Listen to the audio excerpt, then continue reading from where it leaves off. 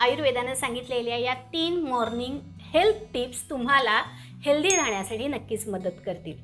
सगळ्यात आधी आपण हे समजून घेऊया, आयुर्वेदानं पूर्ण शरीराच्या आरोग्याच्या गोष्टी बायोलॉजिकल क्लॉक लक्षात घेऊनच सांगितलेल्या आहेत. आणि मात्र त्यांची टर्मिनॉलॉजी मात्र थोडी वेगळी आहे. आयुर्वेदाची लँग्वेज आहे वात, पित्त आणि कफाची, आणि या भाषेतच सांगितलेल्या या हेल्थ टिप्स आपण साध्या सोप्या भाषेत समजून घेऊया. पहिली हेल्थ टिप आहे, वातकालामध्ये उठा, म्हणजेच सूर्योदयाच्या आधी उठा. यालाच ब्राह्ममुहूर्त असं म्हटलं जातं. शरीरातल्या नको असणारे घटक शरीराला कोणताही त्रास न देता शरीराबाहेर टाकायचं काम वात करत असतो.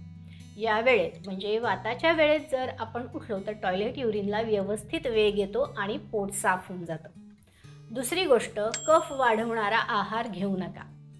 कफ वाढवणारा आहार म्हणजे कोणता? तर थंड दूध, दुधाचे पदार्थ, फळं, फ्रीजमधलं पाणी, मिल्कशेक या सगळ्यांचा समावेश या कफ वाढवणाऱ्या आहारात होतं.